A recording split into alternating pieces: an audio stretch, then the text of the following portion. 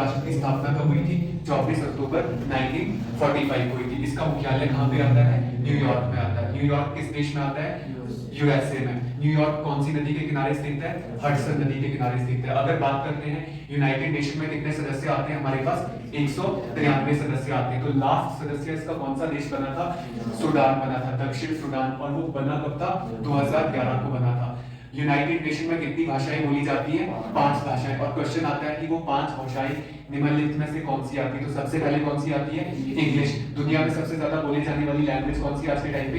English. Second number पे कौन सी आती है? चाइनीज आती है। चाइनीज के बाद कौन सी आती है? अरेबिक आती है। फिर कौन सी आती है? फ्रेंच आती है। और फ्रेंच के बाद कौन सी आती है? स्पेनिश। ये 5 भाषाएं जो है संयुक्त राष्ट्र में बोली जाती है। फिर इसके अलावा अगर मैं बात करता हूँ इसका वर्तमान में चेयरपर्सन कौन आता है? ये आता है पुर्तगाल का पहले का प्रधानमंत्री। वो कौन था?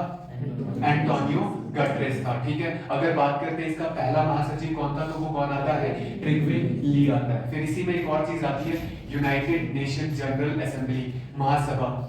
महासभा के कितने सदस्य हैं? 2 तरीके के, एक आते हैं परमानेंट और एक कौन से आते हैं? टेम्परेरी। स्थायी सदस्य कितने हैं? 5, जिनके पास क्या आती है? वीटो पावर आती है। कौन कौन से देश आते हैं? अमेरिका आ गया, इंग्लैंड आ गया, फ्रांस आ गया, चाइना आ गया, और कौन सा आ गया?